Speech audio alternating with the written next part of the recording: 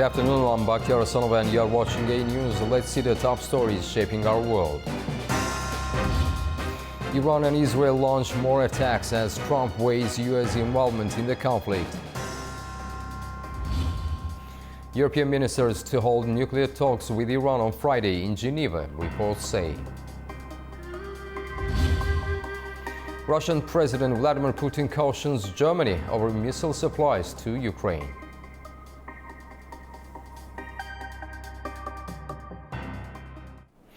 U.S. President Donald Trump says he hasn't yet decided on military action, even though reports claim strike plans on Iran have been approved. This comes as sirens rang out across Israel, with missiles seen in the night sky. Meantime, crowds waved Iranian flags through the streets of Tehran on Wednesday night. It's reported that U.S. President Donald Trump has approved military plans to strike Iran, but has held off on giving the final order, according to CBS News and The Wall Street Journal. U.S. officials reportedly say Trump paused the decision in hopes that Iran might still agree to abandon its nuclear program, as Tehran denies having the capability of creating nuclear weapons. Publicly, Trump has echoed some uncertainty and hesitancy, and he says he could leave his decision to the last minute. I have ideas as to what to do, but I haven't made a final. I like to make the final decision 1 second before it's due, because things change. I mean, especially with war. Things change with war. It can go from one extreme to the other. He added that Iran should have made a deal and posted online that U.S. patience is wearing thin. At a Senate hearing, U.S. Defense Secretary Pete Hegseth said American forces are prepared to carry out any order given by the president and confirmed that additional assets, including 2 aircraft carrier groups, are being moved into the region. Iran's supreme leader, Ayatollah Ali Khamenei, responded in a televised speech, calling any U.S. military action dangerous and saying the Iranian nation will not surrender. Following the speech, hundreds of Iranians were seen carrying their national flags out on the streets of Tehran Wednesday night, while Reuters reported traffic jams as thousands tried to leave the capital city. It comes as the conflict between Israel and Iran enters its 7th day of exchanging airstrikes on each other. Drone and missile attacks intensified overnight. Early Thursday, Iran's authorities say their air defenses intercepted drones on the outskirts of Tehran, according to the SNN news agency. Iranian media also reported the arrest of what they're calling 18 suspected enemy agents accused of building drones for Israeli attacks in the city of Mashhad. At the same time, Israel said it had intercepted 2 drones launched from Iran and that sirens sounded in the Jordan Valley and northern parts of the country. Israel says its military is continuing to strike nuclear and missile facilities across Iran. According to the US-based group Human Rights Activists, 585 people have been killed in Iran since the strikes began, including 239 civilians and 126 security personnel. In response, Iran has launched around 400 missiles toward Israel, killing 24 civilians, according to Israeli authorities. Meanwhile, U.S. President Donald Trump's hesitation in the Iran-Israel conflict is causing growing concern across the country. Many Americans are worried not just about possible military action, but also about the economic and human cost of a war in the Middle East. As the Israel-Iran conflict enters its 7th day, U.S. President Donald Trump is keeping the country and the world guessing about his next move. Now, Americans across the country are voicing concern to potential U.S. military involvement. Many Americans say they fear the conflict could spill into a larger war, one that the U.S. can't afford. And it's their war. It's not our war. And I hope it doesn't become our war. The price of fuel is another major concern. In California, because I live in California, we pay the highest gas prices in the country, because maybe here that means gas prices go from $4.50 to $6 is not a reason for me to see that lives of the Iranian people should be sacrificed for the benefit of our gas prices. I don't know, I'm kind of used to expensive gas. I don't think we need to blow up the whole country to have cheap gas. It could potentially do an awful lot of damage. Oil prices could spike. Food prices around the world could spike. It's going to probably cause a recession. It might cause inflation. It would not be, anything like this would not be good. And it would probably tank the stock market. So if Trump is concerned about business, which he seems to be, then he's playing with fire. And for some, the warning signs feel far more serious. Cashier Jonathan Spencer sees echoes of history. I'd say anyone who says they don't have a stake in this is just not paying enough attention to how war works and how things escalate. And I think if you consider that World War I and World War II, we didn't call it that until we were already several years into the conflict. So we might already be in World War III according to the history books 20 years from now. I think anyone who says that they're not involved in it, I think they got to pay a little bit more attention to it and hope that we stay out and hope that this can de-escalate as soon as possible. But opinions vary. Some citizen believes the US should cut ties with Israel altogether, and some fears Trump has already made up his mind. I think the United States needs to stop funding them. It's awful. Oh, it's very concerning, but I feel like he's already kind of made up his mind. He's just trying to placate people, I think, because it's a very unpopular sort of situation that he's getting into. What do you think is his decision about what he's going to do? Oh, he's going to go to war. I think he is going to be having the U.S. involved in it. President Trump told reporters outside the White House on Wednesday that he hasn't decided whether the United States will join Israel's military campaign, a campaign launched last week amid fears Iran was nearing nuclear weapons capability, a claim Iran denies. Later, he revealed Iranian officials had expressed interest in coming to Washington for talks, but added that it's a little late. The United Nations Secretary General says he's profoundly alarmed by the escalating military conflict between Israel and Iran. Speaking at the UN headquarters, Antonio Guterres' spokesperson urged both sides to hold all attacks immediately and call diplomacy the only path forward for regional stability. All military attacks must stop now. He reiterates his call immediately to pursue de-escalation, leading to a ceasefire, avoiding at all costs the descent into a deeper conflict. For the Secretary General of the United Nations, diplomacy remains the best and only way to address concerns regarding Iran's nuclear program and regional stability in the region. I mean, for us, the framework remains the UN Charter. It remains international law. That is our framework to save people from the scourge of war, as it's clearly written in the Charter.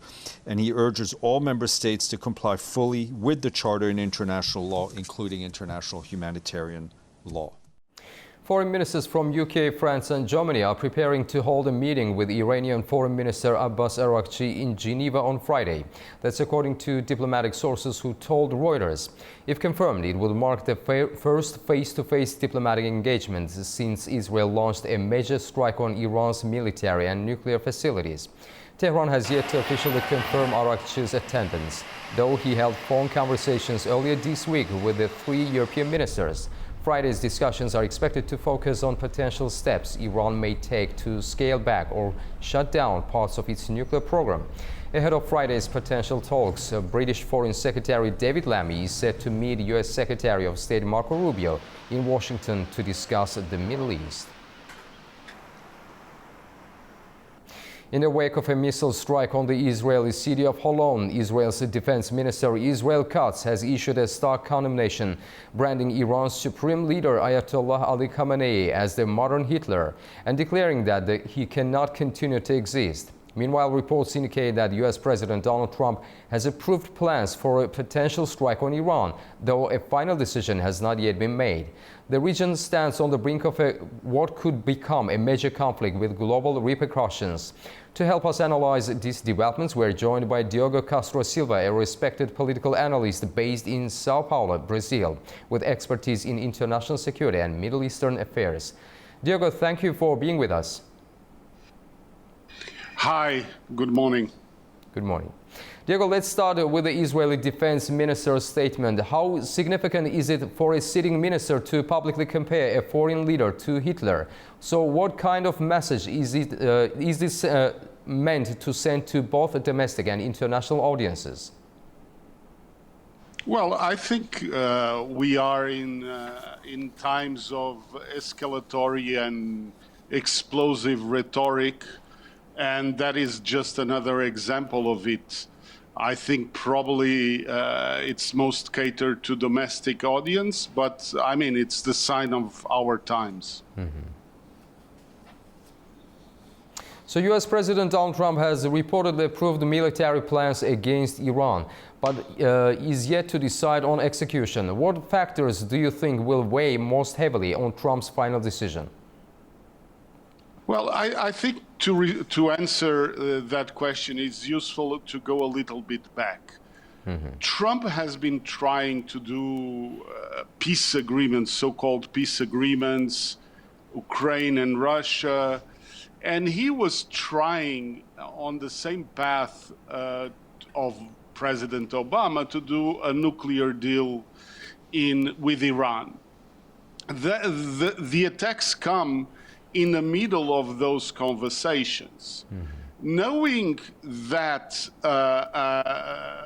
the Prime Minister of Israel back in 2015 was always very vocal and then very instrumental in making President Trump leave the JCPOA in 2018, it's not surprising that perhaps the timing of Israel attacks was a way to prevent any further discussions with Iran regarding a peaceful solution of the nuclear deal. And then, given the success of the initial phase of the attacks and a very spectacle of the thing, it's quite reasonable to assume that the Israelis also counted on President Trump coming in, I mean, at a given time to the war effort.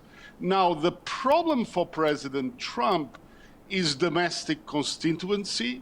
Mm-hmm. First of all, because he has for many years, even before he was president, he was a vocal critic of U.S. involvement in Middle East wars. He would be starting himself the involvement of the U.S., meaning he is not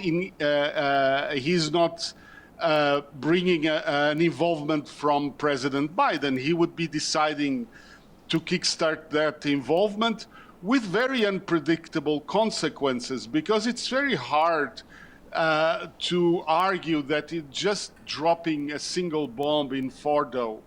I mean, once you are in, you are in, and you know how you get in, you don't know how you get out. Mm-hmm. So I think that is what is in his mind, and he cannot punt anymore the rhetoric. He has to choose. He cannot be at the same time a strongman and advocating for peace at the same time. Now it's like he must choose one of the paths. Either he goes in, or he stays with the same rhetoric that helped him to get elected prior. So, Diego Castro Silva, we sincerely appreciate your time and insights during these tense moments. Thank you for talking to AnewZ. Thank you. Thank you. NATO leaders are set to gather in The Hague, where they are expected to raise defense spending targets. Analysts see the move as a step to reinforce alliance unity and deliver a key political victory for United States President Donald Trump. NATO leaders are poised to adopt a new defense spending goal of 5% of GDP at the summit in The Hague. A move, analysts say, would mark a major diplomatic win for US President Donald Trump and reaffirm the alliance's unity. The proposed target includes 3.5% for core military spending and an additional 1.5% for infrastructure, cyber defense, and industry investments. And it is a summit that reinforces NATO's credibility, its leadership and unity.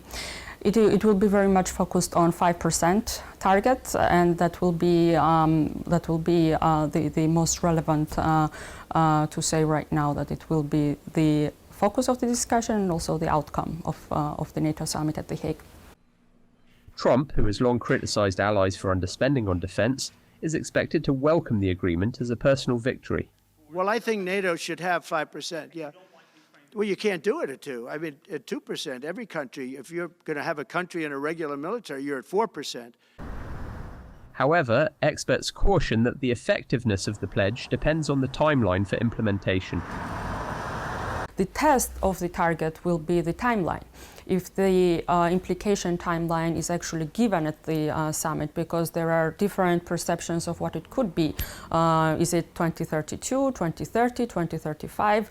Depending on which member states spends how much on the defense spending, they have different perceptions of how and when they can achieve 5%.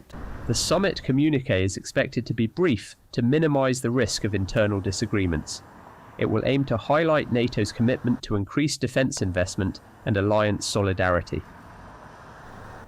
Finland's parliament has voted to withdraw from the international treaty banning anti-personnel landmines. The decision comes amid growing concerns over military threats from neighboring Russia, which is not a party to the treaty. President Alexander Stubb defended the move, describing Russia as an aggressive state that uses landmines ruthlessly. Finland will be able to begin stockpiling landmines 6 months after formally notifying the United Nations. Before Finland, NATO and EU members Latvia, Lithuania, Estonia and Poland also took steps to leave or suspend the treaty. Russia has issued a stark warning to Germany as tensions escalate over Western military support for Ukraine. Speaking on Thursday, President Vladimir Putin said that such a move could make Berlin a direct party to the conflict and claimed the weapons would do little to stop Russian advances across the front line. The warning comes just 2 days after a Russian missile strike devastated a residential area in Kiev, killing at least 18 people and injuring more than 150. Что это значит?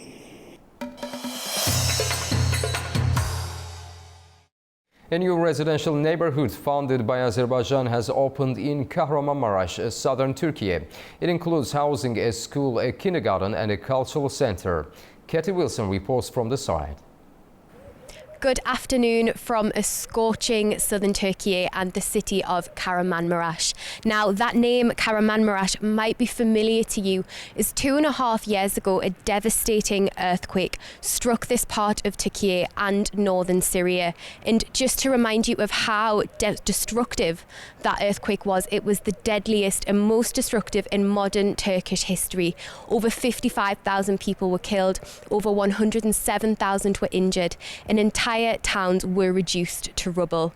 Now, we are here to talk about the future and the reconstruction of Kahramanmaraş, and what better than to be at the opening ceremony of the Azerbaijan neighbourhood. Now, this brand new residential neighbourhood was built using over $100 million worth of Azerbaijani aid. And this neighbourhood includes not only residential buildings, but a primary school named after Kedar Aliyev, a kindergarten and a cultural centre, and it is all ready to welcome its first residents.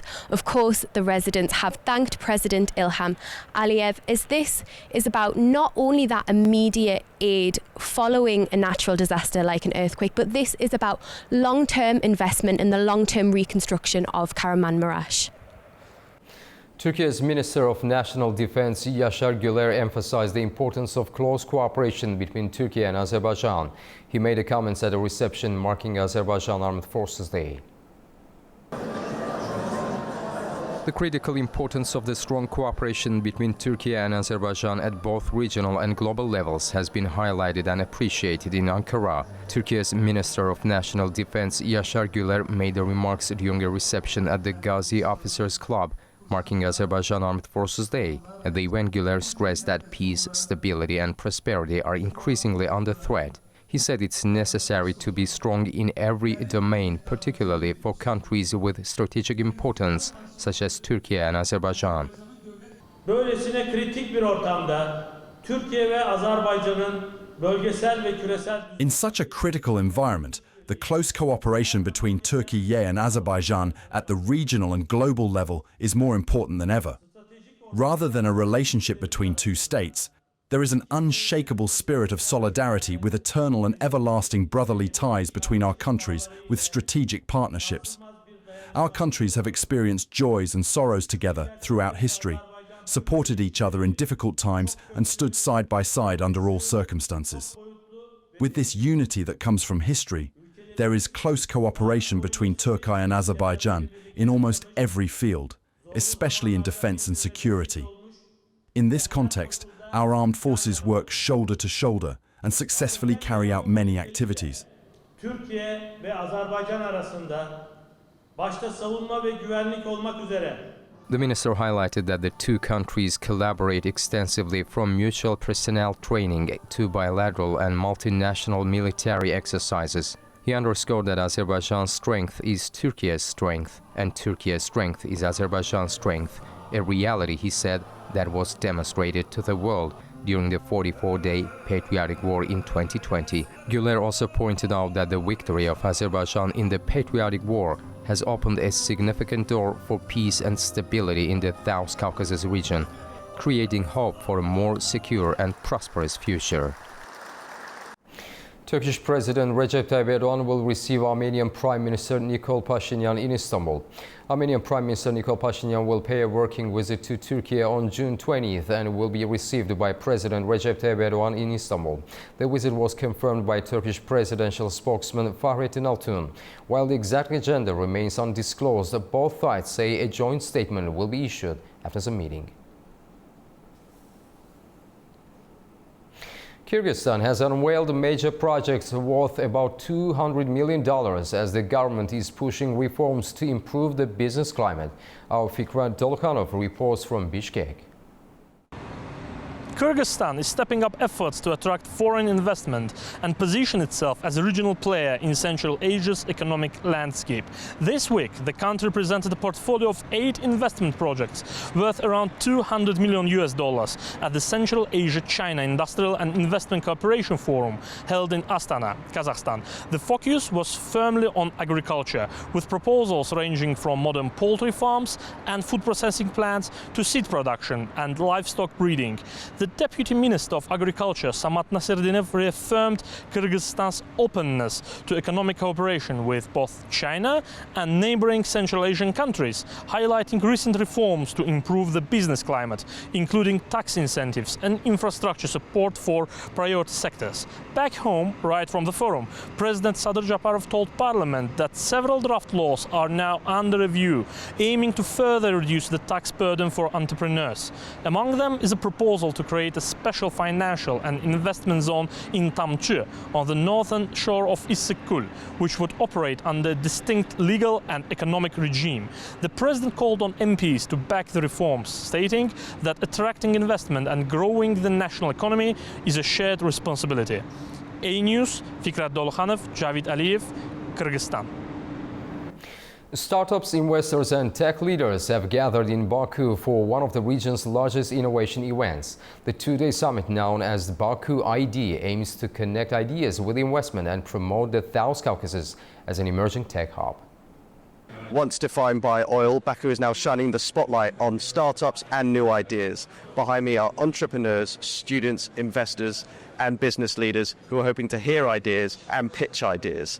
Interestingly, the myriad of people here are including those in fintech, games, green energy, as well as much more. This might be from Baku, but it's almost certainly for the world. Baku ID is an annual startup and innovation forum in the capital of Azerbaijan. Organisers say the focus is to provide opportunities for emerging local and regional startups.